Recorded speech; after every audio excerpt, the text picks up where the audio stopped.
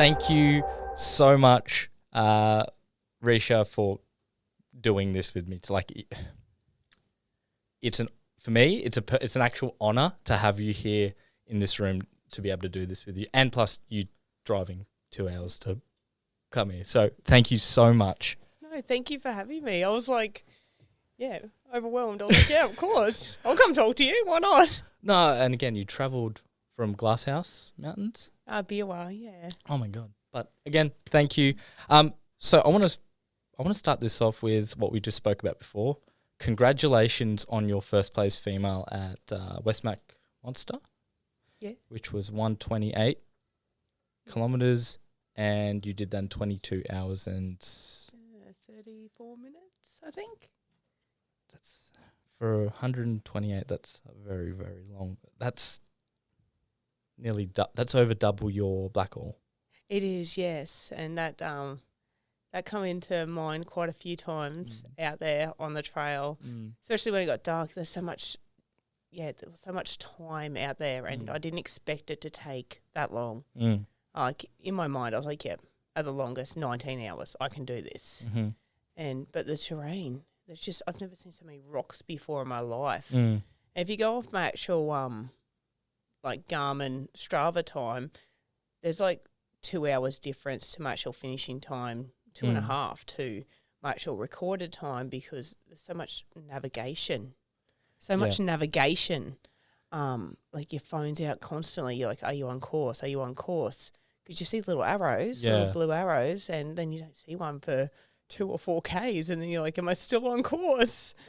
And you get out your phone, you're like, I'm on course. Or once you go up there and you're like, you look up and you're like, really? You're going up there? Okay. So you climb up there and it's telling you to go back down, and you're just in creek beds, and some creek beds are like full of water, and you're bouldering and like around the side of them. I use my mountain climbing skills to climb around the edge and try and keep the feet dry. Yeah. Because I was following, honest, or you and Nick, I was following along, and I was watching, like, when I say barely moving, like in the grand scale of the actual course itself, I was like, you started off really fast, and it was that last 30 odd K that I kept refreshing. It was like you stopped and then started. And same with Nick. I was like, and that's Nick Bamford. So if you're listening, Nick, I'm talking about you.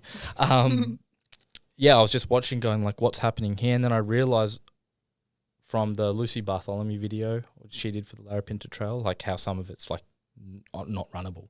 Yeah. I was like, oh my God. So this is tough. Plus the elevation, plus the dry heat as well. It is, yeah. And the bits that were runnable, like the first 30 Ks meant to be quite runnable.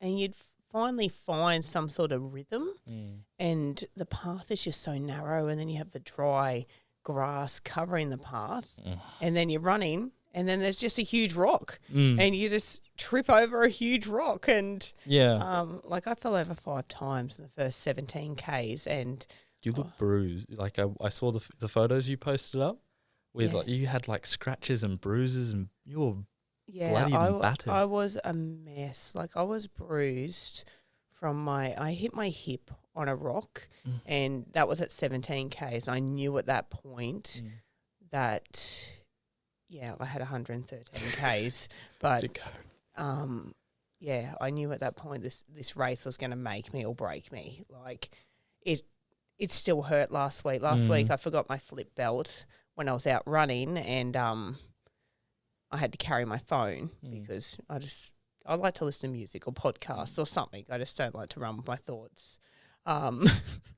Especially if you're going for a long time. It was just a short run because I didn't have my flip belt anyway. Yeah. But I hit my hip bone with my phone, and it hurt, like really friggin' hurt. And that's like, we're a month. This weekend will be a month since I raced the Larapinta, and my hip bone still hurts. But like the training you're doing regardless is still like, holy fuck. I know, like everyone says that to me, like, Reesha, you're going to have some time off. And like after I got back, like I had issues, like I had bruising, and when I fell at 17 Ks, I hit my knee, but I also corked my thigh. And the lump in my thigh has only just gone away. And I don't know, have you ever corked your thigh? I've done many things to my thighs. Oh, I don't know. That killed me. And towards the end of the race, like, my right leg was obviously compensating because my left leg didn't want to work anymore. And I had to actually use my hands to lift my leg up some of the climbs towards the end. And that was mentally like breaking me. I was like, my leg doesn't even work anymore. After I finished the race, I sat in a chair for like 15 minutes and I couldn't get up and walk. Like, I couldn't lift my leg into the car. One of the race directors actually drove me back to my accommodation. Oh, really? And helped me get undressed and showered and into bed. And like, I was broken. Like, my leg just didn't work anymore. I had to lift it with my hands. And I was like, what have I done? And I was bruised from my hip to my vagina, like the whole way down, and then bruised from my hip to my knee. And I got home and had acupuncture, saw my doctor. So you thought there was actually something like wrong? Or I thought there was something wrong. Yeah. And I've had like bone density tests since. And I didn't have any x-rays. The doctor just sort of left it, and we had just did the natural approach with acupuncture, and he told me to take it easy and cross-train. He said, don't do any running. But I think I went out and did, 45 Ks the first week. But I kept telling myself when I was out there, I was like, Reesha, this isn't as bad as last week. You can run 10 Ks, you can run 15 Ks. You're not running 128. Yes, your cork thigh and your hip is killing you right now, but it's not as bad as what you went through last weekend. You have to keep training. You have events coming up. Just make it a smaller week. So I made it a smaller week, and then I had blood tests and stuff, and I had my red blood cells in my feet erupt, and I had my gout levels go through the roof and crystallise. So gout's like an inflammation. So they all crystallised in my ankles and knees. And this is, I was saying to the boys before, and I think this will be a perfect segue into,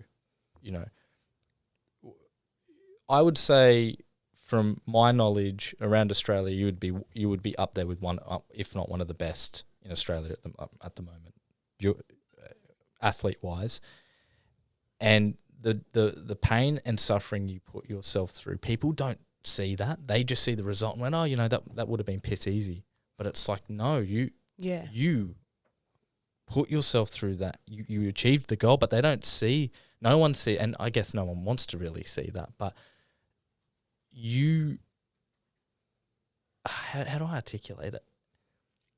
Well, okay, let's take it back, because I think this paints a picture of where we are now and where you are as an athlete right now. So all this training that you've done never used to be like this. And I'm talking about 5 or 6 years ago. So I want to paint a picture, not so much the athlete Reesha, but just you as the person. So, if you want to take us back to 5-6 years ago, 142 kilos. And what sort of person I was then? And what was the catalyst, and what was that apex, that point of I've had enough of living this life, to where you are now? Because again, when I do the podcast, I want a story, and you've got a story to tell, and it's not. I'm going to have a guess. It's not a linear one. There's peaks and valleys for you. But 5 years ago, I don't think you could have. To put yourself in the shoes of where you are now, 128 kilometers, pain, suffering. You got to get tests because you pushed yourself so hard on a 22-hour run. Back then, you could barely exercise. Like just in that short period of time, look how far you've come. And that's the story I want to tell.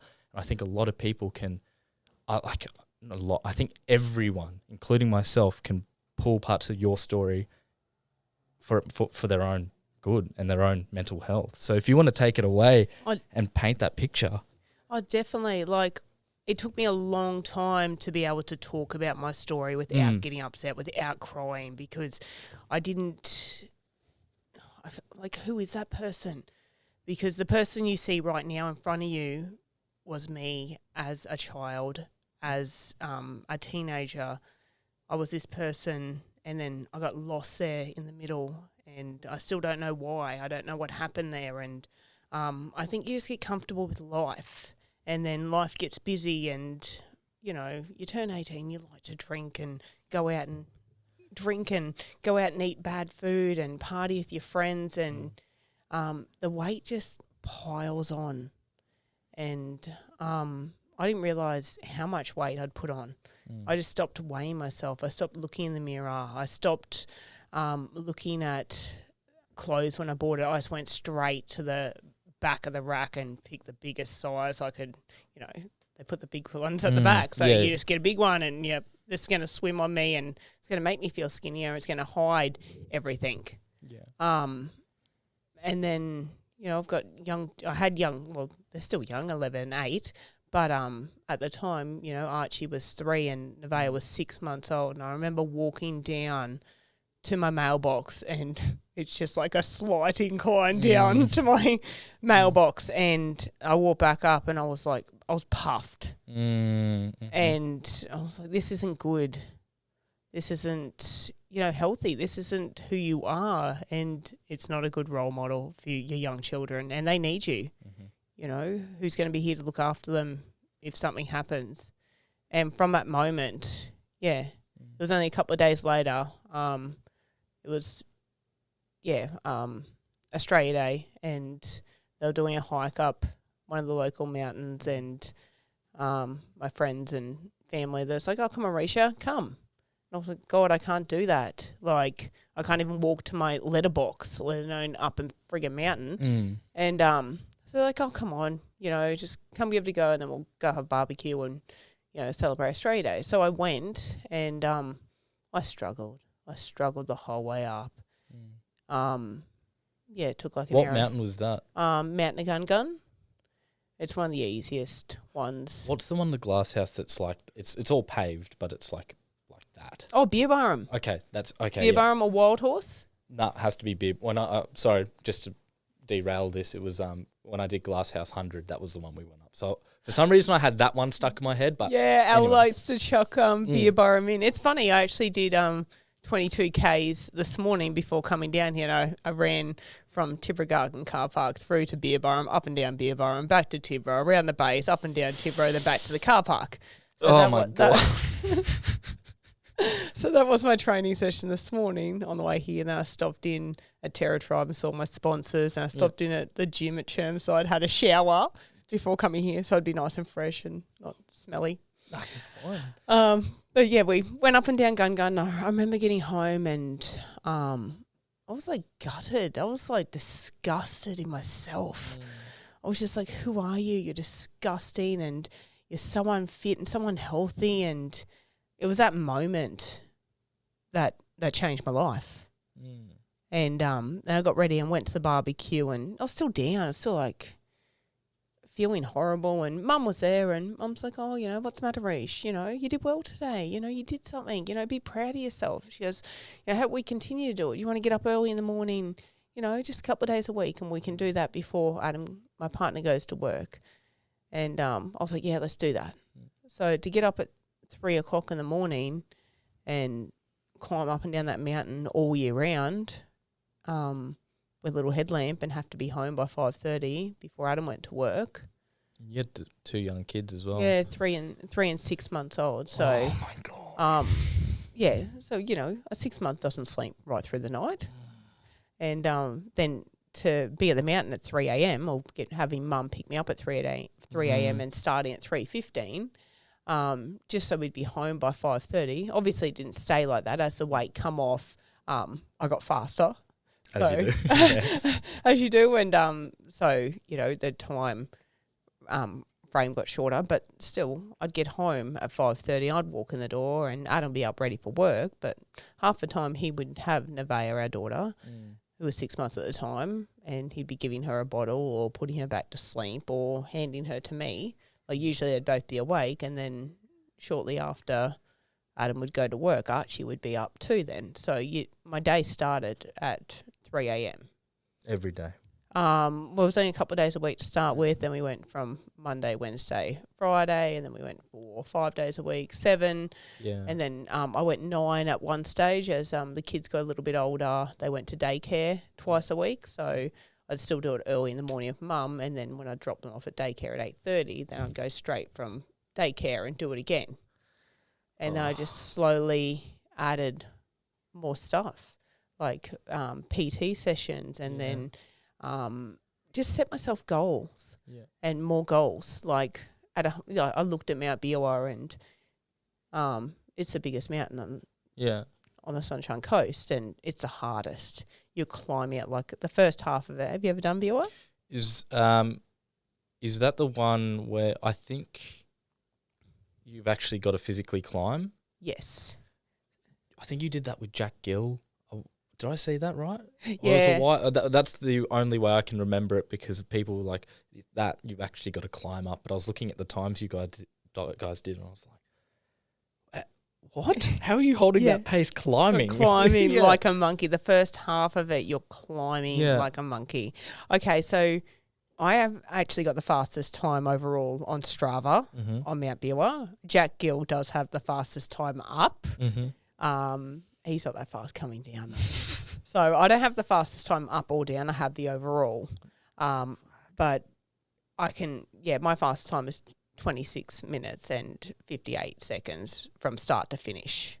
And what's the average for? So on Sunday just gone, I took Jamie Mill's gym up, and there was 13 of us, or 14 and myself, like 13 plus myself. Me, obviously, and 3 others have done it. The other 10 were first timers, so we were up and down in 3 hours and 11 minutes. Do you ever look at, like, just to pull back a bit, do you ever look at your story? Do you ever give yourself credit? Do you ever go, like, you look at how far you have come, like 140 odd kilo, and then you're doing that in 28 minutes. Like, do you ever just look at yourself and go, fuck yeah, like, I did this?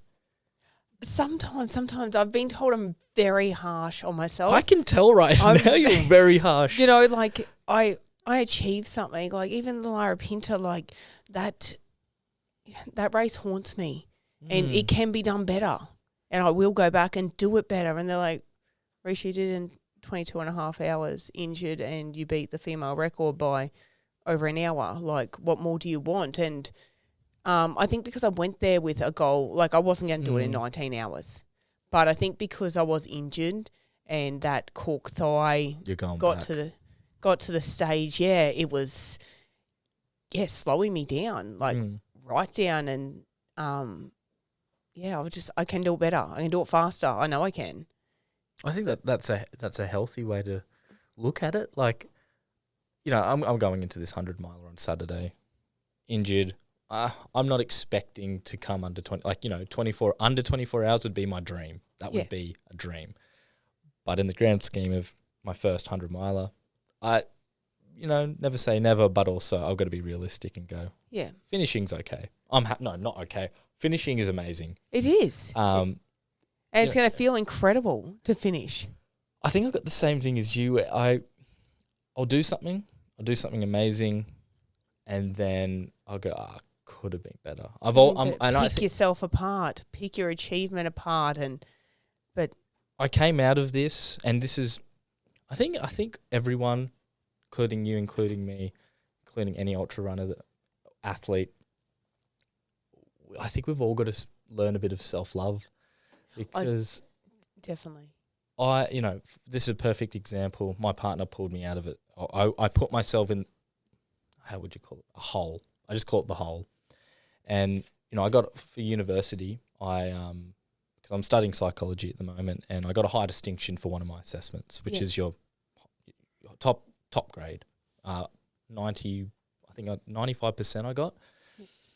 Oh, well, that other 5%. I got 28.5 or something out of 30, which was the mark. That's top of the top. Yeah. I'm And it's still not good enough. I was like, I could have done better here. And it's like, no, fuck, Kent, shut the fuck up. You did well. You did extremely well. This is your first year and you're doing very well. Yeah. You don't give yourself credit. Don't give myself credit, but I went, wait a minute. I had to sort of dissociate from that and go, maybe I did actually do well. Maybe that inner critic can shut the fuck up for 2 seconds and just take a back seat, because I want to enjoy this, because I don't enjoy it. Like, I go, yeah, I did well. But then I go, I'm more critic than enjoying the actual result of my hard work. Yeah. I think that's a lot of us. But, I can sense that with you. I can say it to you now. You did 128 kilometers, 22 hours, injured. Let's just look at that. You changed your entire life from would you say what's the correct terminology for when you were larger?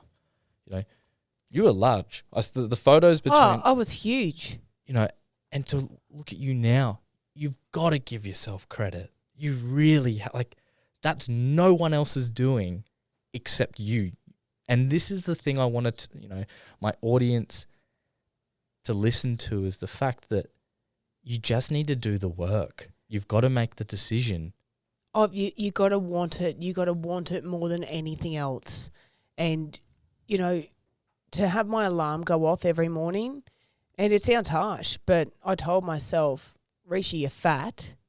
You don't like who you are. Get up and do something about it. That's all that needs to be said. People, especially with social media, and this is a main theme with me. I love-hate relationship with it. But people, romanticize, grind, and they overcomplicate it. Of you've got to do this, and it's like, no, just picture what you want to do. You don't like yourself now. What are you going to do? And what are the steps you're going to do to get out of this? I'm gonna eat paleo and do this and take a cold shower every morning. No, that's not enough. You've really got to fucking want this to change. Yeah. And it's a lifestyle change. It's not like, okay, well, I'm just going to lose 20 kilos over the next 6 months and, work out a bit. Then I'll feel good about myself. And then I'll go back to the old me where I'll have a burger and drink a 6-pack and not do anything. Now, my question to you with that one is, do you think that old Reesha is still there? For me, I feel like similar journey in the sense of, I was 110 kilos. I like to call myself a power lifter at one point, and I still enjoy weightlifting a lot, but 110 kilos, my face was out here. I look like shit. Made the decision, get on the bike, start off with a bike, blah, blah, blah, blah, blah. Yeah. But I've always felt that Kent is that one that wants to, binge on food, binge on drinking, is always still back there somewhere. But for you and your story, do you sense that Reesha's still there, or have you completely changed, pulled out of that, and you are who you are now? I have completely changed, and I don't crave bad food. I love cake.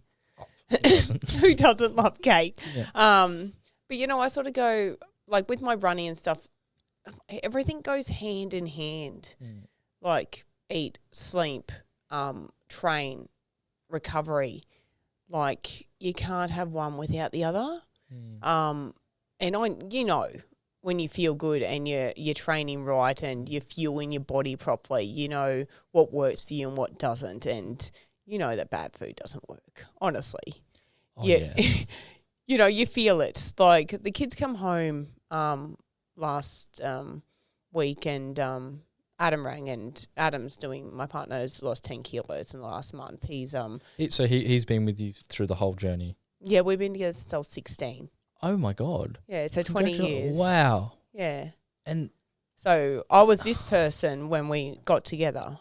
I was very outgoing and very fit, and a great horse rider and soccer player and age champion at school, and I pushed myself as a child. And it's not because I wanted to win. It's just I think I've got a really addictive personality, and it's funny. My sister actually said, she goes, "Oh, it's good that you never found drugs in your life, Reesha." So you could say that, you know, food was your addiction at one point. And at one point, yeah, I was depressed and sad, and like me and my partner's gone through a lot, and like we have an earth moving business, and at one point, you know, there was no work on the coast. We had no work, and we had the house, we had investment properties, we had machinery, and we couldn't pay the bills. We couldn't, afford to keep stuff. So we got rid of our half our excavators, and we got rid of all 3 houses we had at the time, and the house we were living in we actually built,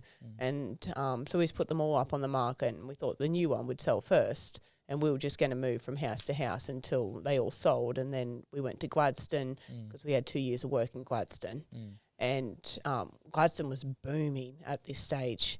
But rent was through the roof, and I wasn't going to pay $1,200 a week, or anywhere from $800 to $1,200 a week rent.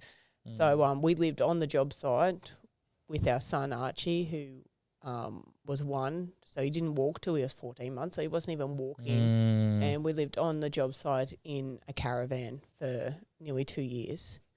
And I think moving away from my family and having no friends and living on the job site and sharing, like the toilet block I shared with the workers, and, you know, I'd have to take my son over there because I couldn't leave him in the caravan by himself.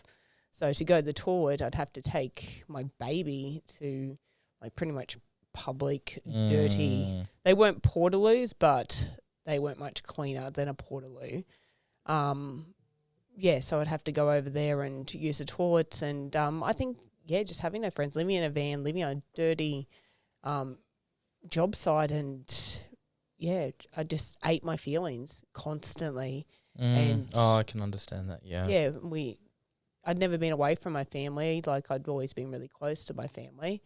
So from that point, I was like 115 kilos, 112 kilos when I had Archie. So I was bigger then. So it started before then, but I think just getting comfortable with life, and you don't realise how many calories are in things, and you just put it in your mouth, Started on that. So I'm a bad one for this one. I listened to one of your podcasts with, I think, RMA. Yeah. And you're talking about eating the leftover food on your kids' plate, because my children are, Lily is 4 and Noah's 2. Yep. So, for example, there's leftovers. They barely eat. So you go, okay, we'll order some extra food for them all. Let's say we order 2 pizzas. And usually I eat just 4 or 5 slices, and then you go, they've got a piece there, and you don't realise that adds up over a period of a week. Yeah, those extra calories, but you're going, I can't waste that.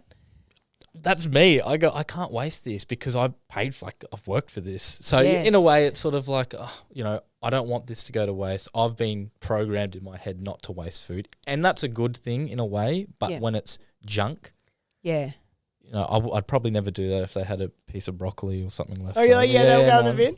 Oh, I love broccoli. I'd always eat it, broccoli. Yeah. But that's like the kids don't eat crust on their toast. Most kids don't eat crust. Well, that's not your breakfast, and if you don't have a dog to feed it to, put it in the bin. Put it in the bin. So that's one thing, that I changed over losing my weight too. Like, I was like, well, they're not my calories, so we don't have a dog anymore. Well, we do now, and she eats everything. So, scraps, leftovers. If you can't save the leftovers and make another meal out of them, then put them in the bin, or save them up and give them to your parents' dog or something. Don't eat them. But even the kids' lunchbox, like, they come home and sometimes, like Archie had a Tim Tam last week, and I was like, I could eat that. But, at one point I did do Weight Watchers, and it worked out I was only allowed 44 points a day, and a Tim Tam's worth 3 points. So that's a lot of Tim Tams. Yeah. So that's, a lot of points for like a little Tim Tam. So that's, So in my mind, I'm like, that's a bad. Tim Tams are bad. So so it went in the bin. Oh no, I think that's a good thing to live by. Yeah, but every now and then, like obviously with my racing, and I live for that high that you get like when you finish a race, and I did get a high from Lara Pinta, but it wasn't the high I'm used to. Like usually I finish a race. You watch me finish a race from start to finish. I'm having the time of my life. I'm chatting to everyone. I'm going through checkpoints. Yeah. High-fiving people, encouraging people, and just loving it. Lara Pinta, like, broke me, and I was miserable and feeling sorry for myself. And it wasn't Nick Bamford he was probably like 8 Ks out when I caught him, and I wasn't expecting to see him. And I remember giving him a big hug. He was just as excited to see me as I was him. And like, he like lifted my spirits. He's like, "Oh my God, Reesha." And he's like, "How you going?" I'm like, "This is hard." I remember me saying, he goes, "This is fucking hard." And because I was surprised he wasn't finished yet, because he was going for under 44 hours. But yeah, he lifted my spirits, and yeah. Human connection. Yeah, it was just, and in my mind I was like, "Reesha, you can do this." Like, because it sort of crosses your mind, I could pull out. And I was like, "You're not here to DNF. You don't DNF." Like this was just the whole experience, like to do it on my own. Like it doesn't seem like much, but this is what I'm talking. You've just played it down, like you took, like, look at the whole thing. Like, this is massive. You did it with no paces. You didn't do it with a crew. You did it solo. This whole experience was meant for you. Yeah. Like, this is the almighty teacher. Like, take that as not even a lesson. You still did it. Broke the course record, but you, like, look at it. See, it's not even the actual race. So in my mind, because like UTA, I trained so hard for UTA. I'm like, yep, I'm going to go to UTA, and UTA, like my UTA last year, like that experience haunts me. I'd never been so cold before in my life, and I got low iron, and it was freezing. We had sleet, and I had major gut issues, and so that race haunts me, and I was ready to go back and, redeem myself. But I learned from UTA too, because I remember 8 Ks in, and I had a terrible stomach pain, and there was actually a toilet block there at the 8 Ks, and I was only 8 Ks in, and I was already in tears, and it wasn't until after the race I realised that I was taking myself out of the race at that point. At 8 Ks in, when I'm crying and, doubting myself in the toilet block because I have an upset belly. Things got worse that day, and I ended up stopping to go to the toilet 4 times. But I'd had too much caffeine, and it really played up on my gut. But that's it. I got faster, and I pulled it together in the last 15 Ks, and I think I wrapped up something like 22 people in the last 15 Ks, and to go from, I think I went from like 22nd or something to like 4th female overall in the last, back end of the race, So, it would have been interesting if I was doing the 100 Ks or something, because it took me till 35 Ks to come good. And then I was like, okay, I'm on now, finally I'm on. But I was, looking forward to going back to UTA. It got postponed. It got postponed. I was like, well, what do I do with all this training? It's sort of depressed, and it's not just me, it's everyone. Everyone had put in the work, and they're like, oh, well, what are we going to do now? And then my running partner, Ian, he's like, why don't you go do West Max? I was like, I can't do West Max. Oh, Ian, if you're listening, mate, you're a bloody legend. So I reached out to Ian 6 months ago about, trying to get stronger in my legs, and he sent me some really, really good training plans that I was following for a bit. But then I had to get a gym membership, and I was like, can't be bothered. But anyway, that's a different story. But Ian, if you're listening, you're a legend. Thank you so much for your help. Yeah. He helps me constantly, like, even from our first race, like, because Ian hit me up to train together. Like we met on the mountains, and so we're sort of like social climbing friends. Like we really know each other, and then we're both training for Blackall 50. And he's like, Reesha, you want to do some training together? And I was like, God, I don't even know you. I don't run with anyone, and I'm not going to run with a male. You're going to run too fast, and that's going to gas me, and I'm not going to enjoy that. And he's like, now come do some training together. So we started training on the Blackall course together, and we just work well and we train well together. But like he's always pushed me. Like a human connection, it always comes back to just surrounding. It's so cliche. Yeah, surrounding yourself with like-minded people, and birds of a feather flock together. Yeah, and yeah, I've watched your story from afar for a while now. So it's just to again put one and one together to talk to Ian and get his perspective on training and seeing you train it. It comes together really, really nicely. Yeah. Well, he pushed me for the Lara Pinto. He's like, "Go do it, Reesha," and I was like, "I can't do that." I'm 35 and I've lived a very sheltered life. It wasn't the race I was concerned about. It was driving myself to the airport, getting on a plane, flying by myself, and there was no direct flights. I don't fly. I don't fly by myself. I don't do that. Yeah, picking up a rental car and going to my accommodation and all that stuff scared the hell out of me. I'd never done any of that. And to be 35 and be scared of flying by myself, like navigating myself through a course, like I told myself I couldn't do it. Ian's like, you can do this, Reesha. And he helped me like, and I had my little book and I had what I was doing each day and what time I had to be at the airport, what time my plane was leaving and what time I had to leave Sydney, and and it didn't run smoothly. Like in my head I'm like, it's still going to run smoothly, I've got this under control. So I got to the airport, not late, but I got flustered and I couldn't find where I was meant to park my car. So I parked it anywhere. I thought, no, I'll just pay for parking again when I return. And then my bag got lost.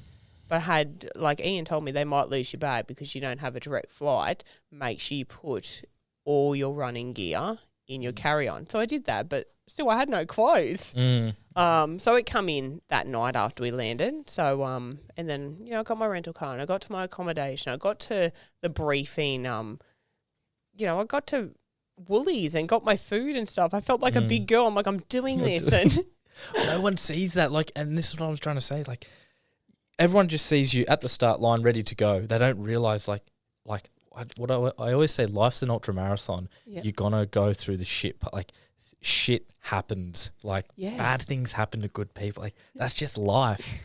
But even falling, like, on the course, and like, I was like, I just can't find my legs. What is going on? But like I said, we had to have 3 litres of water to start. That was the minimum. And then we had so much gear to carry. So my pack was 6 kilos, over 6 kilos. So I think that really threw me. I do a lot of training with my pack, but it's never been 6 kilos. So I think just the weight, and it was a bit cold to start with, and then I just couldn't find my legs. So I think the first section with having such a heavy pack and I just couldn't find my legs, I think that the weight really threw me and caused... Sort of like a mental game-ish, like, put you off a bit. Yeah, I just couldn't find my rhythm either. I don't know if it was just the weight or, but, to get through that course and, mentally, like, it was so... There was times, I remember at about 19 hours I started hallucinating. That's never happened to me before. And I sort of got like this run, sort of like sneaking, like, because I was like, there's campers up there in a tent camping. I better like sort of be quiet and just sort of sneak past them. And I like remember like sort of running but sneaking and thinking to myself, oh God, you probably look a bit weird, Reesha, sneaking past the tent. But then when I got to the tent, it was actually a bush, and I was like, okay, well, this is happening. Yeah, like this is interesting. This hasn't happened before. And then you start questioning yourself, and you're like, are you right? Are you're seeing stuff now, and that's never happened before. And, I think I've never experienced that, but what Mike like, especially in a race that long, you go through. The peaks and valleys, and you start to hallucinate and you start to have that sort of self-doubt. I think this is a good place to, shift gears a bit and go into the mental aspect, not so much in the training side of things, because again, you have your good days, you have your bad days, but it all looks good on Strava. It all looks good on Strava, and I had this conversation with you on messages, on Instagram messages.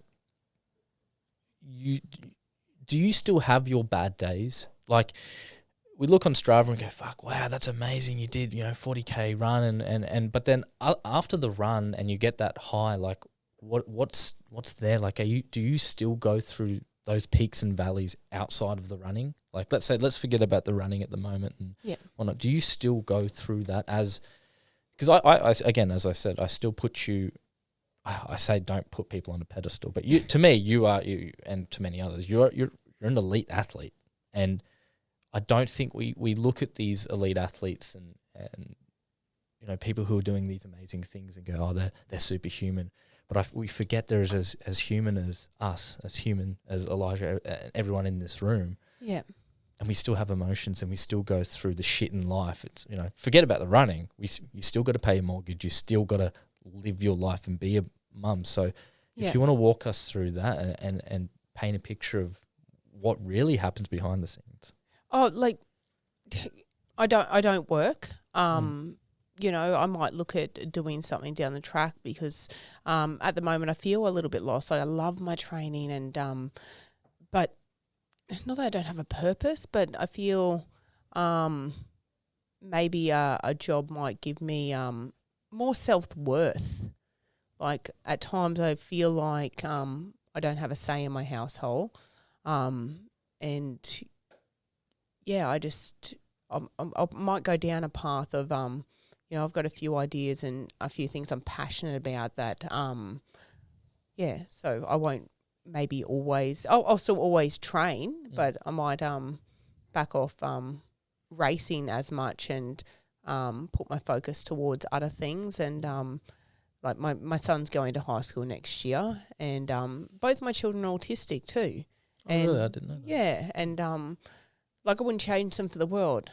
That's challenging in itself. It is, yeah. They're low on the spectrum, and and I don't know. It's funny because my kids aren't angels; they're not perfect, but they're pretty easygoing at times. Like I've got some friends and some parents that are like, oh, I just can't wait till 7 o'clock when they go to bed at night, and I can just have an hour to myself. And I pretty much go to bed when we go to bed, like at 8:30. I sort of forget they're up. I'm like, oh God, I better make sure they go to bed because they're just, they're pretty quiet and they play their iPads and keep to themselves, and they go in the room and play dinosaurs and or play with the cats they're and just dogs. Kids. And there's kids, and I sort of forget they're even up because they are pretty quiet. They're pretty good most of the time.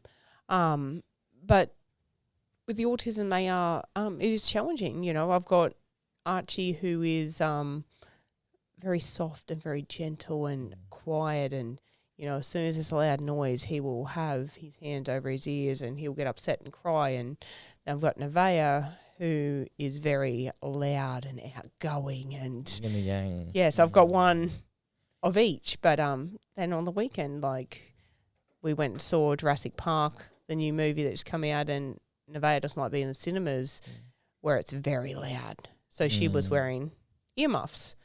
And so it's funny because she's the loud one and Archie's the one that's quiet. But it is challenging having autistic children. Yeah, that's definitely, like any child's challenging. But I think, fitting everything in too. Like, I treat my training as a job. And I got sponsors, so I feel it doesn't take the fun out of things, but you have to perform for your sponsors, So there's more pressure there once you have sponsors. So, between 10 to 7 in the morning and 20 past 7, that is my time to get on the rower. So don't ring me between 10 to 7 and 20 past because I'm not going to answer you. And sometimes Adam rings me and he rings me. And I was like, I answer it. And I have my earphones going and I'm listening to either Eminem or a podcast or something. And I answer it and I'm like, yes, what do you want? He's like, oh, what are you doing? You training? I'm like, I'm rowing. What?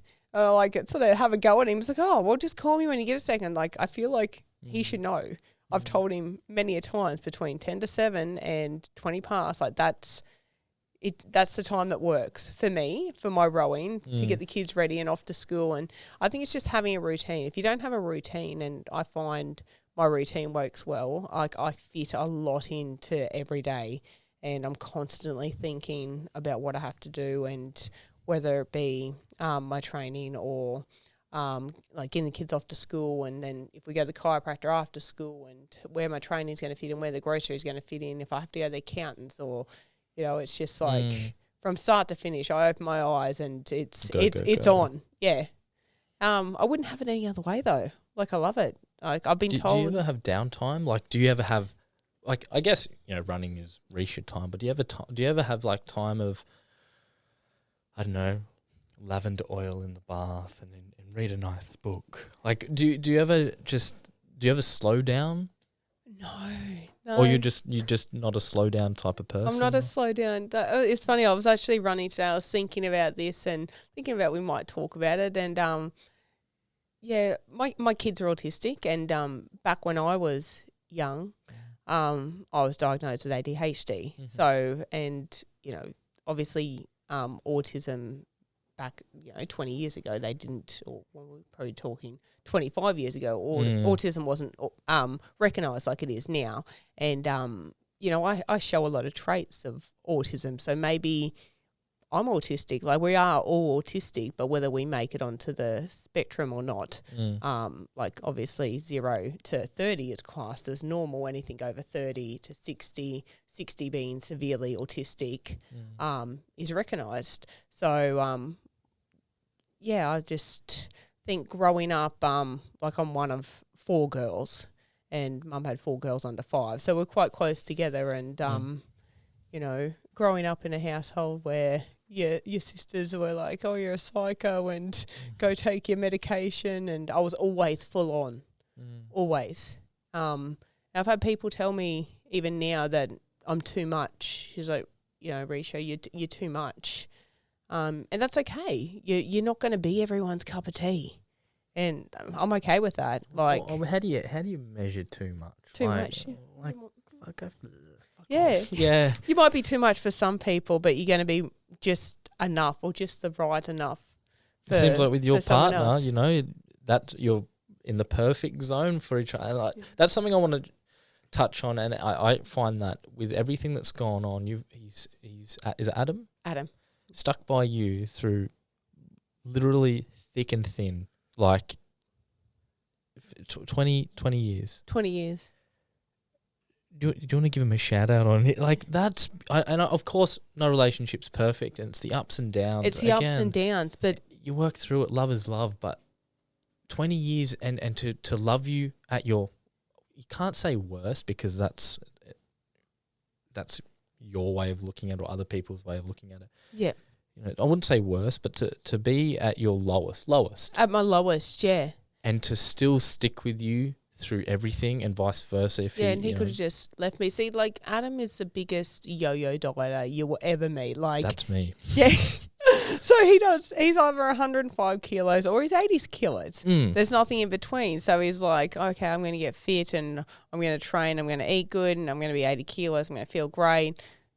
And then 6 months later, he's like, oh, I'm going to hook into the pizza, KFC, and drink, and that's why he's always been our whole relationship. So he's on this fasting keto diet at the moment, and he'll fast all day and then eat tonight. And he's lost 10 kilos in a month, and he's feeling good. And so is does he have that sort of, not for me, it's a self-hate complex, but I think for a lot of us it's this hate for ourselves subconsciously, I guess. But do you think he has that as well, like we do, or is it more just it is what it is, I'll eat and then I'll lose the weight? He's like very chilled all the time. Like, he's the complete opposite to me. It's the yin and the yang. Like, I might full on train, get up early. On the weekends I could, get up and train, leave the house and come home, and they wouldn't even realise I'd been out and come back.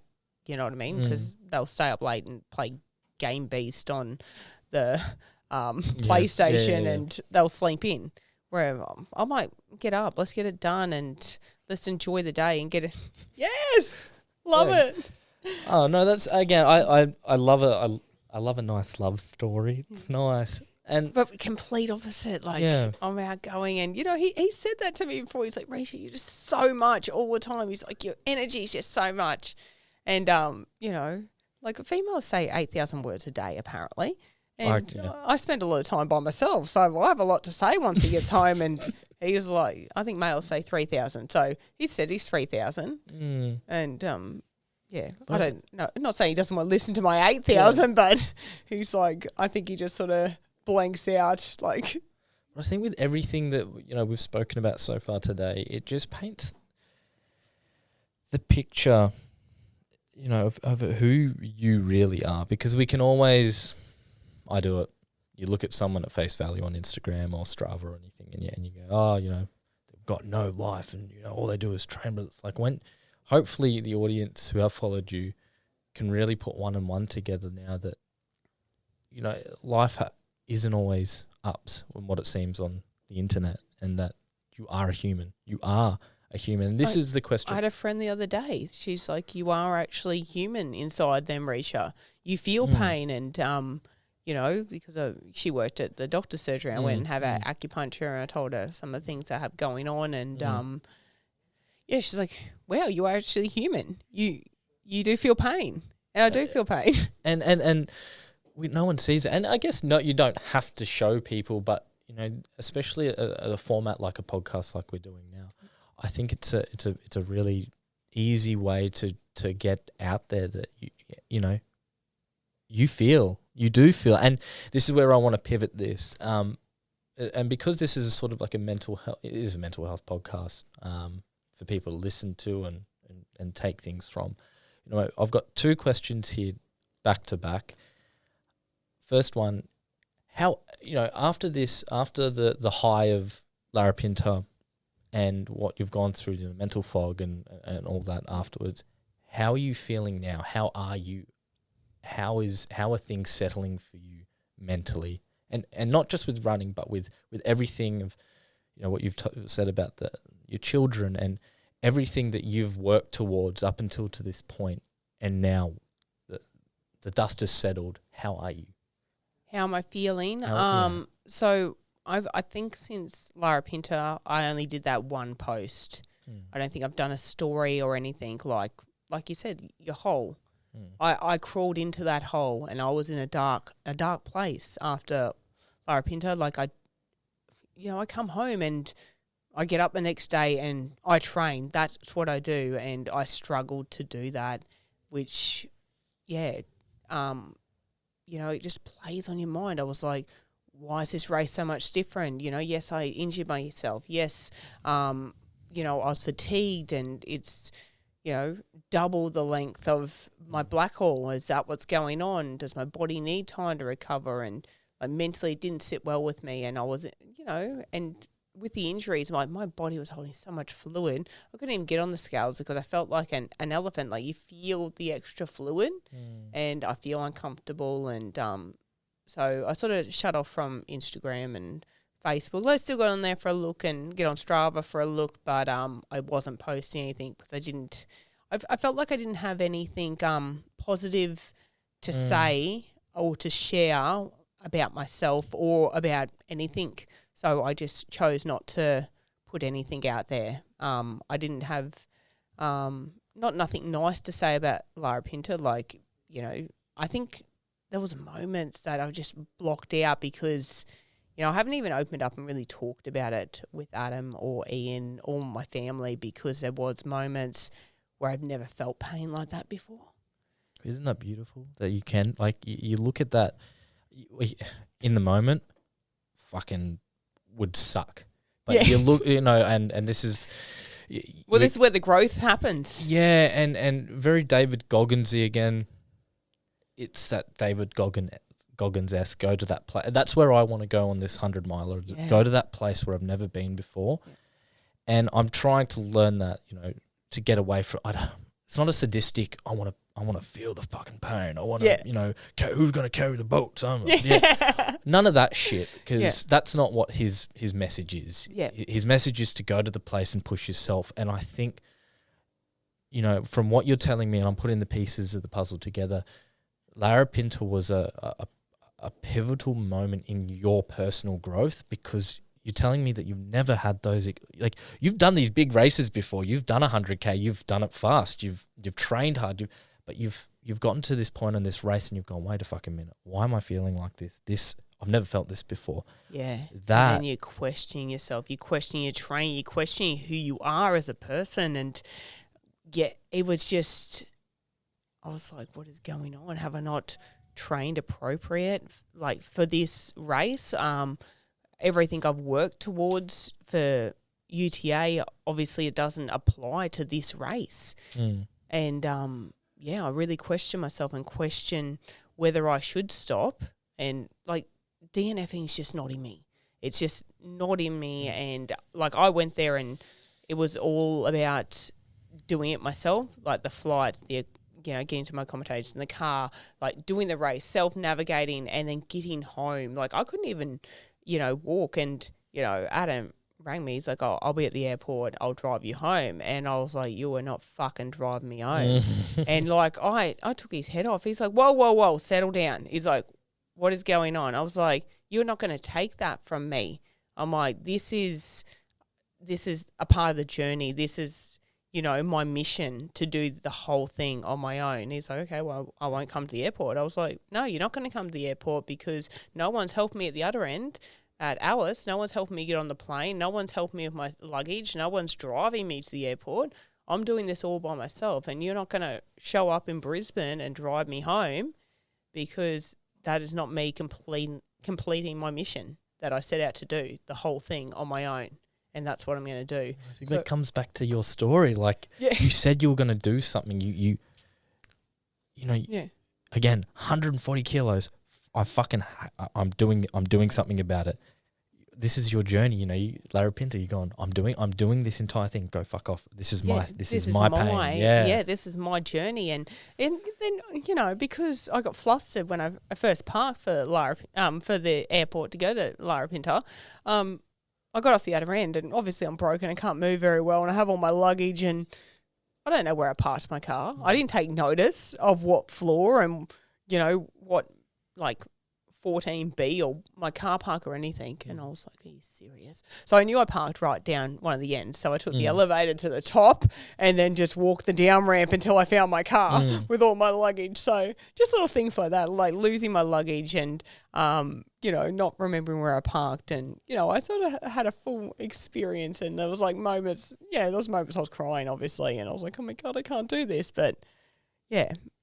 Like completing my mission. There was no way I was letting him come to the airport. Like, I wasn't very nice about it. So you had a mission. I had a mission, and he wasn't going to fuck it up. It's like, you behave yourself. You don't come anywhere. And I told him, I said, you turn up at the airport, because my mum was going to drop him off. And I'm like, I'm not going to talk to you, and I'm not giving you a ride home.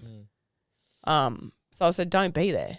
He's like, okay, I'll stay at home. I'm like, good, stay at home. But it's great. Like, I think more people need to listen to that and take something from just that itself, that if you say you're going to do something, make the fucking promise to yourself. Don't let yourself down. To me, in my head with this 100-miler, I'm going, I said I'm going to fucking do it, and I'm going to do it until I get pulled from if I don't make the time, I don't make the time. So be it. So if you get pulled off, you get pulled off, but you've done everything you possibly could to get to that. Make it happen. Make it work. Happen, yeah. And one foot in front of the other. To piggyback off that, this is something. What's even being here today? Everyone's like, drive 2 hours and 20 minutes, Reesha, for a podcast. I knew if I didn't come down here and lock this in, I would try and find any excuse not to do it over Zoom. I get so nervous. I just, talking about myself, and I'm thinking, what is someone going to get out of my story? Like, why do people want to listen to me? You've really, and so to lock this in and come down, I'm like, it's locked in. I'm going to be here. So a bit of me was a bit frustrated because, I looked at my phone on the way in. I'm like, it's 1:07. I'm 7 minutes late. So that doesn't sit well with me, Absolutely. I was sort of, at start, I was like, oh God, have I been stood up? Long story short, I had someone who I was going to get on the podcast 2 weeks ago who stood me up I'm not going to get into the details and mention who, but it was someone quite not big in running, but in TV person, and they just won't get into it. Didn't turn up. Didn't text me, nothing. I messaged them. They didn't back up their word. And so I appreciate you, and it goes to show with your story, and we'll get into this quickly. How are we going for time? Oh, cool. So we'll wrap it up slowly. So first of all, you've got to take a step back. Well, there's two things here. For you, I think you really need to have a look at how far you have come. Yeah. I mean, fuck the running off for a second. Like, we get it. You're quick, you're fast, you're fit. That's all well and good. Without the running, you're left with you. Yeah. And I'm still trying to find who that is. I think you've already found it, and the only thing that is inhibiting how you're feeling is this sense of self-worth. That's my thing as well, and that's where I can really understand why you trained so hard. I really do get it, and that comes in with time. And again, if you want it enough, you'll find that peace, that balance. I'm missing the balance. You will find it, and it's hard because you trained so hard, and you've created this Reesha who you are now. But I think you've really got to look back, because without you being overweight, you wouldn't be this person. You've really got to take into account of what you have fucking done, because you've done a lot and you've done it well. Yeah. Let's not think about the future. Let's not think about the now. Let's think about what you've done and where you are now. Yeah. You're raising 2 beautiful children with autism. You're running a lot. You're doing well. You are keeping the house tied down. I don't think you're looking at just one thing. I think you've got to look at the entire spectrum. Yeah, the entire picture. How you treat your family. It's not just running. I think it's life in general. Yeah. So look, I could talk for fucking hours. No, that's right. So to sort of wrap this up and cool this off, I got lost. I lost track of time. Hey, for the person out there, for the ultra runner who has body issues, runner, anyone. Oh, everyone's got. I got body issues. Like, everyone's like, "Oh, Reesha, you look incredible." Man, I don't look incredible. Man, I get naked, and I look at myself sometimes. And for a long time, I was training, and I wanted to lose weight until I looked good, until I was happy with the image I saw in the mirror when I was naked, and that never happened. Oh, I'm the exact same. Never happened. And, sometimes, I can be proud of myself. And I look at myself naked in the mirror and be like, yes, Reesha, that sags a little bit and that wobbles, but it's your body. It's a body. Yeah. I'm like, it's a body. And you went from 142 kilos to, 68 kilos. You have 2 children and you're 35. You're not going to look like an 18-year-old supermodel. That's not going to happen. But you got to repeat that to yourself, that you are, look at what you're doing. Yeah. Not what you're going to do, what you've done.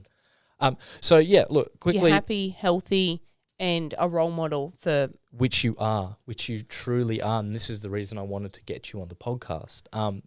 So to close this out, to land this from this high, what is something that you can tell my audience, thing that you live by, how to get through the hard times, how to get out of that deep, dark hole, I don't want it to sort of relate to running, but I want it to relate to your story of, get it done, do what you can do with what you've got. What is something you can give my audience? Well, you have to do it. You have to commit and actually do it. Like, I have friends that are like, oh, yep, I'm going to go for a hike this afternoon up the mountain, but, Lisa pulled out, so I'm just going to do nothing now. Well, you're putting, you're giving them the reins to your journey, and, they're controlling what you're doing. You have to do it for you. Like, just go hike the mountain by yourself. And that's stepping outside your comfort zone. You got to get used to feeling uncomfortable. You know, like being here right now, I think I've done 4 or 5 podcasts now. From my first to now, like I was a stress, crying mess. I'm like, I can't do this, freaking out, nearly throwing up the week of my first one because, you know, I didn't want to talk about myself. I didn't think I had anything to offer. You know, my story, I'm like, what's someone going to get out of that? Why does someone want to listen to my story? And, but, you know, why do you think people want to listen to your story? I think it is the weight loss. I think it is the mindset and, you know, to go from 142 kilos to go, elite mountain racer and elite boxer, then elite ultra runner. There's like, how is she doing this? And it's all or nothing. It's my full focus, like 110%. Like I'm in, and I want to do it well. And it's not about winning. It's never been about winning. It's about doing my absolute best. And I know if you train appropriate and you eat properly and you rest and you recover, that's going to make it a hell of a lot easier.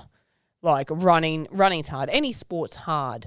But if you want to do it at a certain level and you want to do it easier and recover quickly so you can get back in and train for the next race, you have to take these steps. You have to eat, sleep, rest, but train. And you have to push through those hard training sessions. It's, you know, even races, like you're only as good as your last race. You're only as good as your last training session. I tell myself that. I'm out there running and, you know, you're half the time I'm running by myself and there's a hill and I was like, oh, God, I could just walk up that. But you're not going to walk up it. You're going to run up it because you're training right now, and what's walking up it going to get you? Like, you have to push yourself day in, day out. I don't think it's just with running as well. I think just with life, you've just got to, you know, be comfortable with being uncomfortable. And again, as cliche as that sounds, I think that's just do hard things. Go do hard things, yeah. We are all capable of so much more than what we are if you just apply it and go for it. Like, get out there and if you want something, you're going to get out there and get it. And if you don't, then you don't want it bad enough. I think that is the perfect way to end this. You fucking got it. That's going to be my clip for the socials. That little end bit. That's perfect. That's and passion. The passion. I love it. Well, look, let's close this out. Thank you so much for making the time to do this with me. Like, I think there's a lot in there that a lot of people can get out of it. We have gone a bit over time, which I could talk to you for fucking years. And yeah, look, I'm excited to see where you go with your running journey. But I think, you know, for me, just looking from the outside in to land this, I think the biggest lesson for us both, because I just relate to you so much, is that self-love. And I always put myself in the shoes of what happens if I don't have running? What happens if I don't have fitness? What am I left with? And I go, I'm left with my own thoughts. Yeah. That's fucking hard. I don't want to be there. But then this comes back to the thing of do hard things. Sometimes you got to sit there. Sometimes you just have to be with yourself. And that is going to be an experience in itself. And you learn from that and you enjoy it and you go with it. But again, thank you so much. Thank you for being here and being vulnerable and being open and talking about your story, because I know it's not comfortable, but you did it and I appreciate you a lot. Oh, thank you. Thanks for having me. I appreciate it. No worries.